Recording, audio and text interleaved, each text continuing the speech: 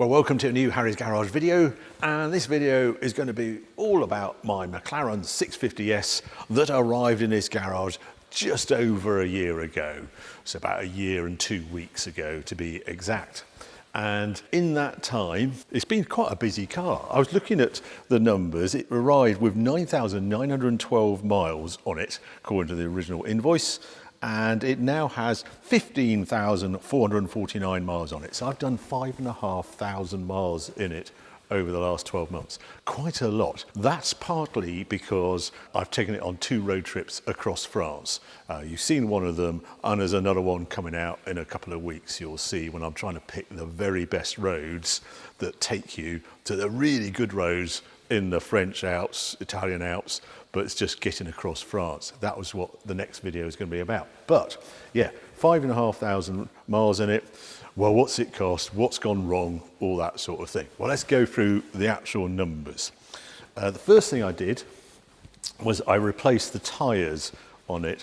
The tyres were getting a bit old on it, and I went for Pirelli P0 Corsa tyres on it this time.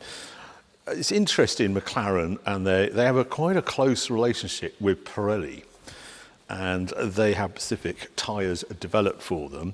And if you go into the sort of traction control systems or the setup on your car, there are actually the different Pirelli compounds listed there. So you can put P0 Corsa and put that in, and it adjusts how the traction control and stability controls work to this tyre.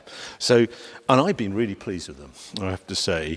They do everything I want. I'm not using this car 12 months of the year. It does not go out in the winter, salty roads and things. It's fun time with this car. I will choose the moments I use it, so I have no issues with P0 Corsas, and I'm not really a track junkie in this car. There are other cars I would take on track, but I rarely go on track. I wanted this as a GT summer car. So tyres are good, and the other thing I like about these tyres, they have this noise cancellation technology within them, which is basically foam on the inner rim. When you take the tyre off, you can see this sort of foam patches, and it doesn't look very sophisticated, but there's a huge amount of engineering to make it work, and it definitely reduces road noise. So that's the other reason I went with those as well.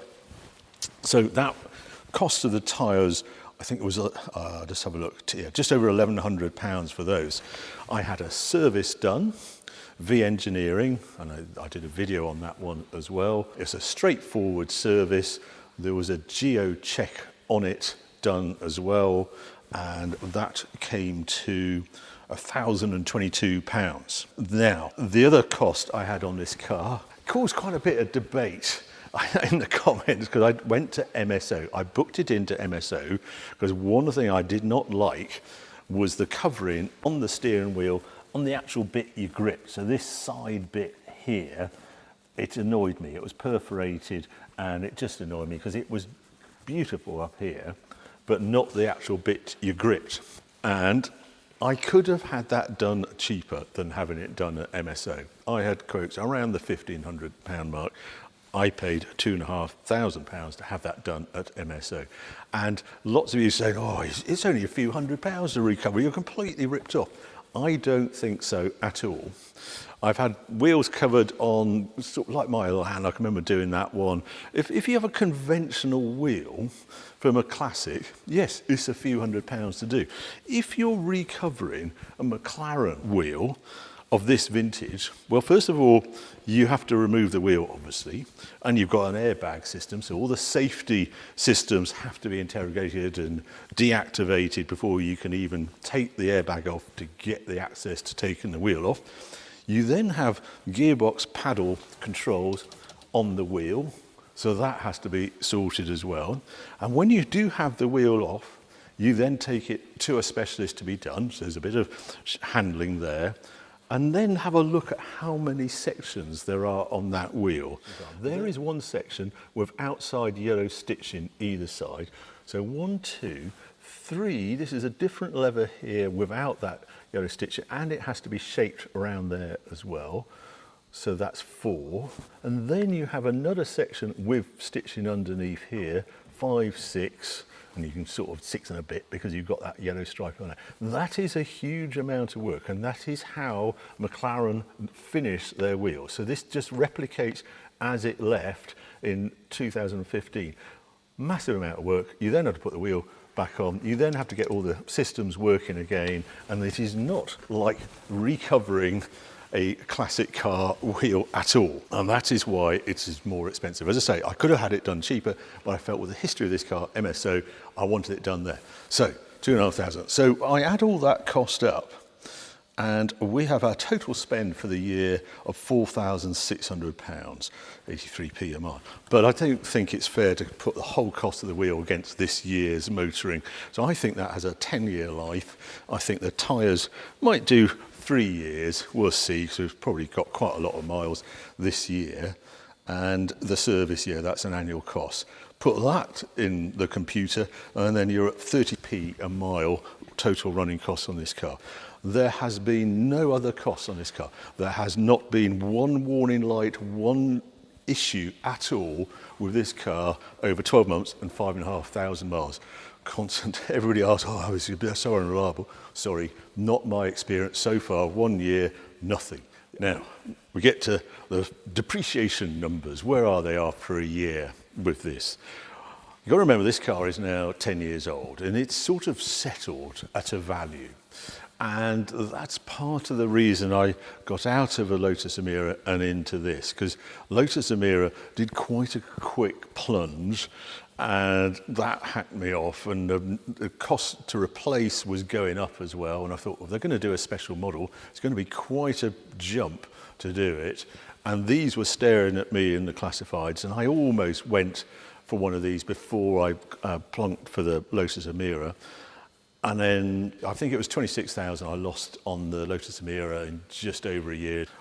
And I went into this at just over 100,000. I have now done 5,000 miles on taking the mileage up to 15,000. That is probably reduced by its value by around £5,000. But the good news on 650Ss is they're quite sought after. People are recognising what this car offers. There's a YouTube channel that looks at all prices, both in America and in Europe, and they reckon they've appreciated around 3%. So it's by the mileage has gone down 5,000.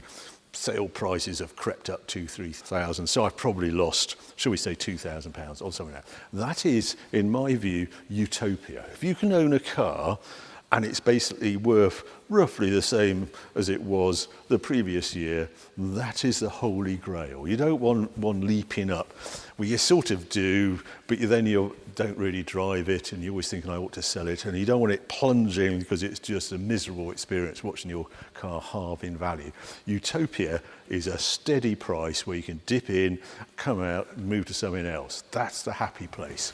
And if there's good 650S is available for under 100,000, they're about 85, 95,000, buys you a very nice example. And if I look at its rivals, you're paying, well, 160,000 perhaps for Ferrari 458. They've really gone up. I'm talking about Spider here, and I'll come to that in a moment. Ferrari 488, 185,000. Huracan, Lamborghini Huracan, they're slightly less. They're about 140,000.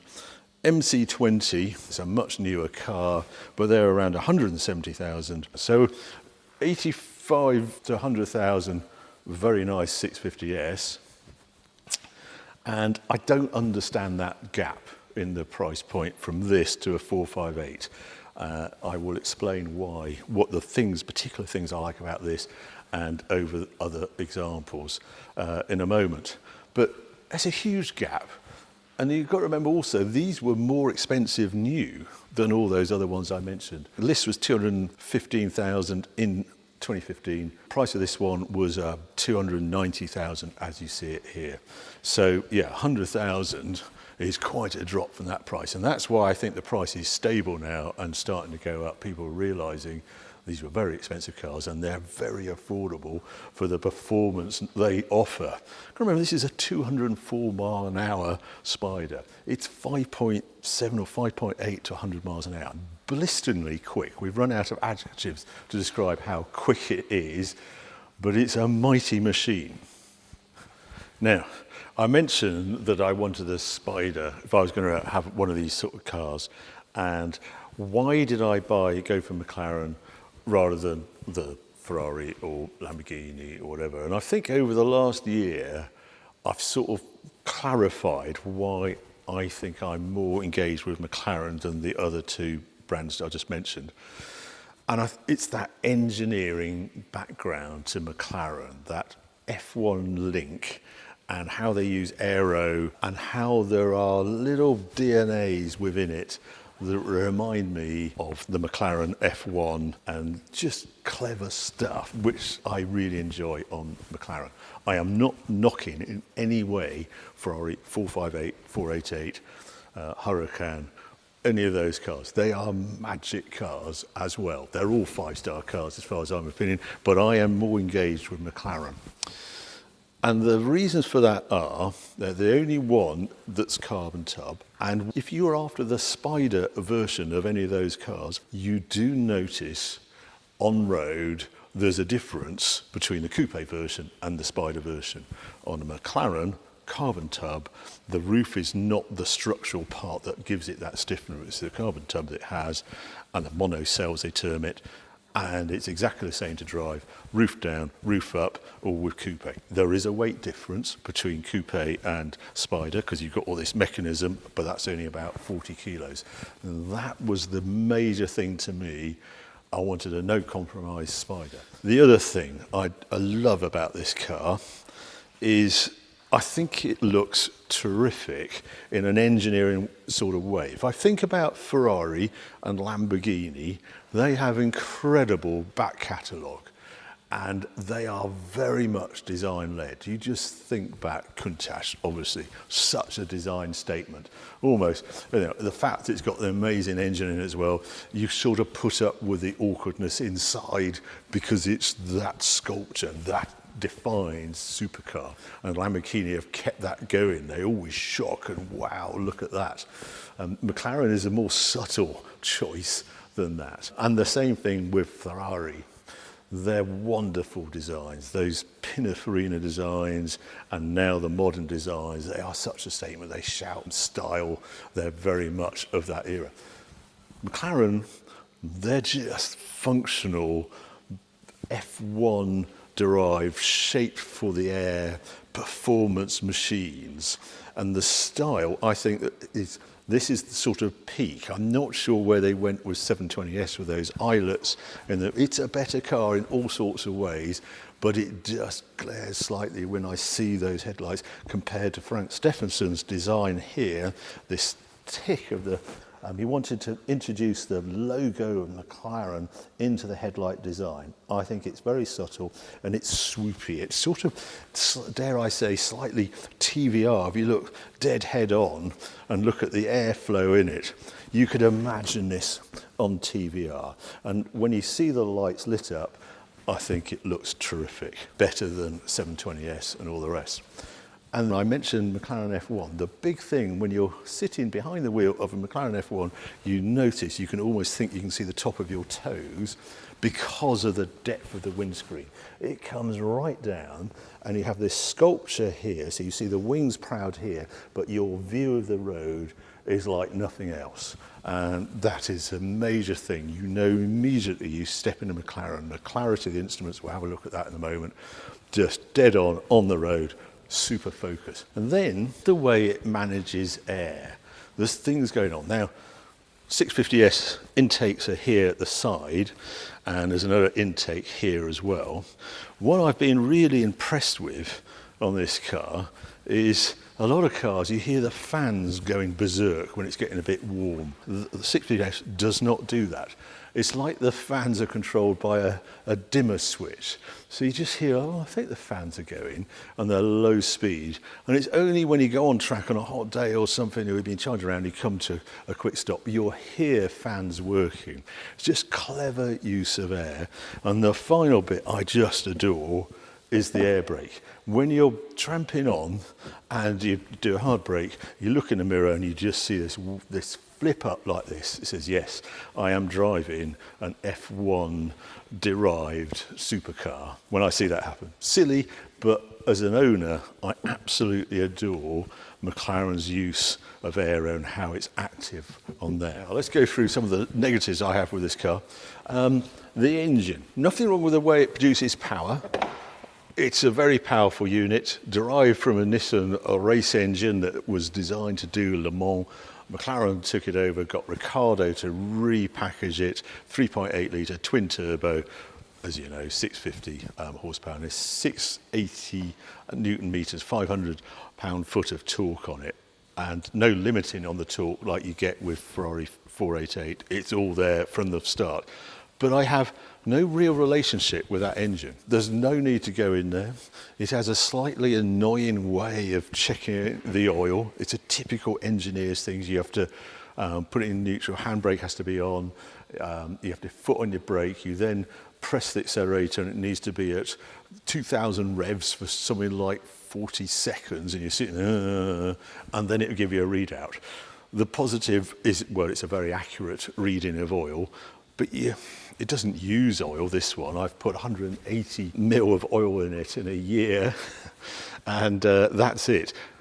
I just wish it was more showy or something, but it's right down there, disappeared down there, and they've just got those two little carbon fibre cover there. That's all you get. Doors, I have a love-hate relationship with the doors. They go slightly to sleep sometimes. The love of it, I think it's fantastic theatre. Dihedral doors just add to, yeah, I've got a supercar. So I absolutely adore that with it. I found increasingly, if I have to park beside something, and every now and then someone will go too close and you can't get into it. And my only way around is to get the roof down and then I can get into it. So there's that, unfortunately. It's less width than you would imagine, but every now and then it just catches you out. Brakes, lots of power, carbon brakes on here, but there are better versions, I think, now of carbon brakes than this. I just find the pedal, it doesn't have that immediate grab that some other cars do, and I quite like. But you go on track, and there is power there, but I'd give them a 8.5 out of 10 rather than a 10 out of 10. And this is a bit of a silly one at the front. I can't get a number plate. This is quite curved at the front. It's always coming apart. So I'll stick it down again and it will stay there. No, it's had enough. So I'm always putting new pads on it to try and get that to stick down. Maybe I'll chop the plate down, I don't know, something like that. I'm just going to move on to a positive one. Well, I've just spotted. Bloody brilliant wiper. It just clears the screen, it's utterly silent. Oh, there is a negative, yeah, the wash comes out of the blade and sometimes just leaves streaks down here. But anyway, I think I ought to take it outside, take it for a drive and just show you some other special points I've learnt over my 12 months with the McLaren 650S. Do like the theatre of the doors, and they're soft close on here, which is good. And yeah, I also like where I sit here and the wheels and the instruments. That's why I just wanted to go through that before I set off and some of the experience I've had with it. I'm going to start the engine because it's a bit warm today. Off it goes. And functionality has come as a bit of a surprise in here. I've seen people sort of say, oh, it's a bit dated now, the layout here. Well, if the modern era is the big iPad slaps on the dash, well, I don't mind this era, thanks very much, because it works extremely well. Ventilation in the doors, individual layouts, it's quite a good solution. It strikes me it's probably quite an expensive solution. Works beautifully. To just have the temperature up the top, I can go to mono, so I can have it the same either side, or you can have individual, and you can put it on auto 21 degrees, or you can control the fan by the bottom knob or get it to wherever you want the air to come out. Another plus, I've said this on a number of road tests, there's nothing to beat a round air vent like that with a twisty thing in the middle that controls how much air comes out. Hard to beat, whatever manufacturers like to think. Big surprise on this infotainment bit. One, phone works a treat, really well. And if I go to media, probably my phone because I've got it turned off, but yeah, I can connect Bluetooth to my phone and listen to podcast music with no cable. In 2015 there is a cable in there, and I do use that if I'm using the navigation. If I'm using Waze or Google Maps, I put a sticker on the windscreen and use that and have it on a cable, otherwise it goes a bit flat a bit early. Then you have the McLaren way of controlling sort of traction control, suspension, that's things. You press active and I have air on the back, the wing will do its thing, and I have normal, sport or track for the actual handling, so that's stiffening up the dampers and things. I can do powertrain, everybody knows this, normal, sport or track, and a manual button in the middle. The negative, I suppose, is traction control. You hardly know it's intervening. On the road, I very rarely see it flashing there, but if you go to track, it goes off. It's not absolutely off, as I understand it. If you are in track mode, it just will nibble at the out extremities, but I just think there's more sophisticated way traction controls we get in 2025. The negative to having a 2025 car is you don't get the clarity of the layout and a wheel with no buttons on it, and the just 911 peak dials. Well, McLaren matched it first go straight out the box here. There's no need for a separate speedo anymore. Once you've got digital speedo, it's a waste of time. You never look at it. I want that central rev counter, information screens either side. Another thing I never realised I'd like so much. These one's obviously indicators this side, main beam, and wipers this side. They're cold to touch. They must be metal, because if you have the air con going and you just touch them, they're cool to touch. Silly little things that please me. The simplest cruise control ever, copies what Mercedes came out with. It's so easy to use. You'll use it all the time. Paddles on the wheel, rather than the big theatre of the Ferrari paddles at Lamborghini, they're on the wheel on a McLaren, and you rock them. Whatever if you want to change gear with the same paddle, you go both ways. I find myself hardly ever doing that. So I'm going to take it out to active. Yeah, yellow seat belts I've sort of got used to now, don't mind it at all. Right, so there's a quick look around the cabin. I'm going to just go out on the road and I'll go through the final lights and a bit of a summary at the end. There's another dislike on here I forgot to mention, the garage, and that's the range indicator. It absolutely drives me nuts. You fill the tank up and it's a 72 litre tank, I think, so it displays the range of about 250 miles. It should do much more than that, and then you just go down this road and you're changing gears and suddenly it says the range is 120 miles. No, it's not. It's 200 something, and it's a completely untrustworthy range indicator. And it will start saying you're out of fuel, and the range, if you get down to about 40 miles, it's one of those really annoying range indicators that just disappears. And you've got to fill up, and you rarely put over 50 litres in it. So there's another 20 litres hiding somewhere, and it's very annoying. Now I'm just going to put it into active and just speed it up. So I'll leave the chassis in normal, and it's got this pre-cog, so it sort of knows which direction you're going to go in. Now I'm going to go down the gearbox, and you see the first gear change is slower, and then the other ones are quicker because it knows I'm going to go down the gearbox, but it's not as quick. Today's gearboxes are. I'll just go down. I'm in first now, but up the gearbox really quick. Now I'm going to go down.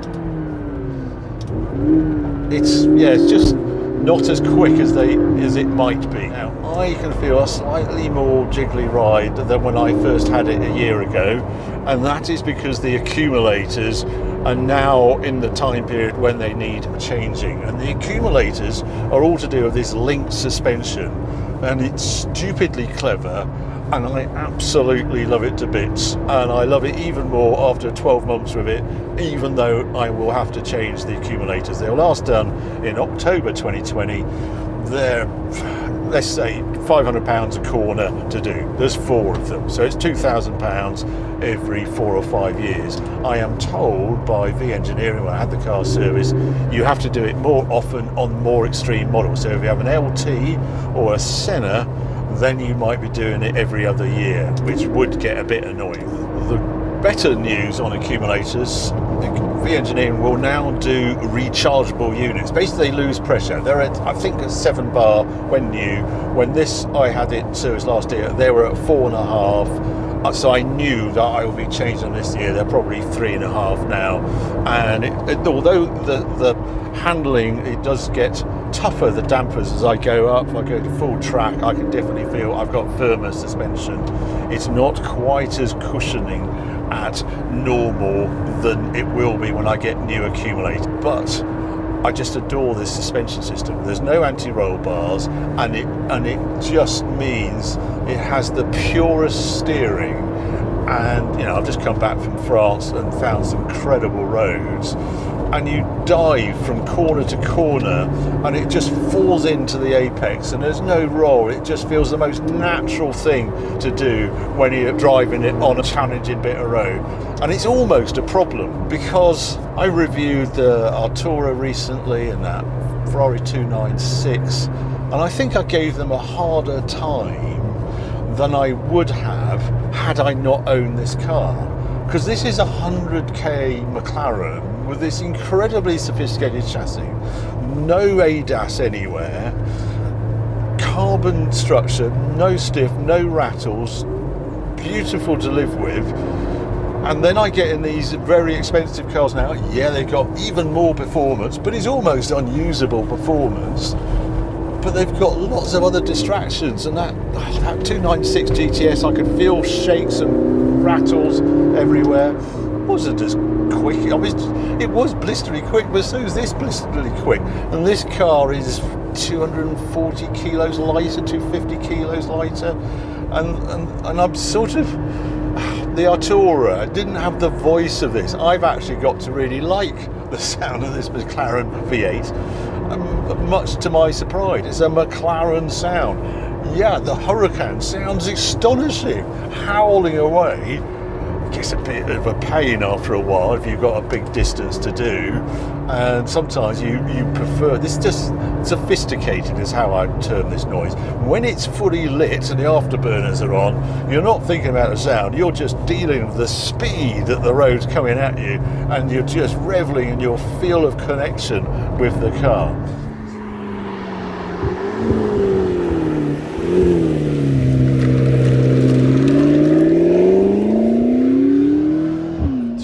Enjoy McLaren over other brands, you have to really enjoy the engineering that went into the car. It's beyond just the style and the statement. The McLaren is engineer based. That is what they've sweated over, and you have to be in tune with that engineering bias to really enjoy the McLaren, and then revel in the control, the suspension control, the airflow, the air brakes. That is the key difference between that Ferrari, Lamborghini and McLaren. It's still there with Ferrari and Lamborghini, but somehow not quite as focused, because they have to look at the aesthetics, the history, and what their brands mean as a legacy, because there isn't the back catalogue with McLaren. There's just the McLaren F1. That's one hell of a legacy, but they're just boffins who come up with McLarens, and at this period 650S and moving forward. So there you go. You can probably tell that I absolutely adore this car still. In fact, I pinched myself that at the beginning I thought it was a risky purchase. Now I don't care, I'm just going to enjoy this. I did look at swapping it into a 675 LT, but when I tried it, it was lower to the ground. It just had a little bit boom to exhaust, and I could see I'd be touching the ground quite often. As I use it as a GT car, I do not use them on track, and I think there would be a very good purchase if you want lock something away.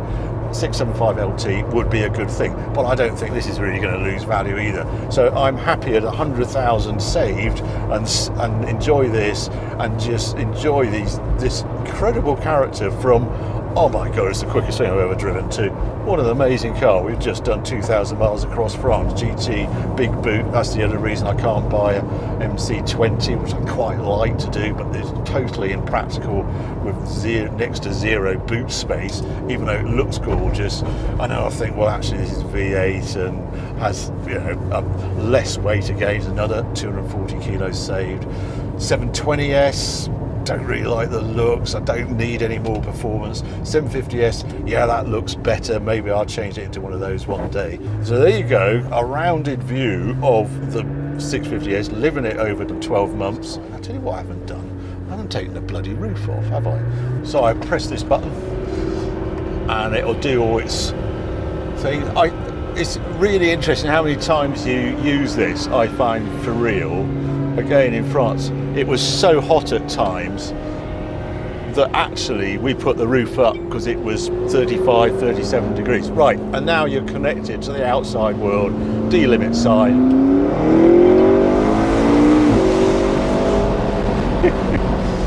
Yeah, very addictive, very easy to live with. And yeah, it's pretty good for buffeting. We drive a lot with roof down, and you just have the aircon on, you feel that cold air just on your hands.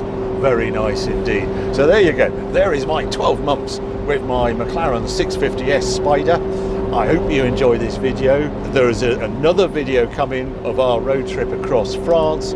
That one I've basically gone into searching out the best roads. It's less about the car, more about road tripping, how to plan it, where to stay and that sort of thing. So there's a video coming along in a couple of weeks. But for this, thank you for watching, thank you for subscribing. More videos coming along very soon.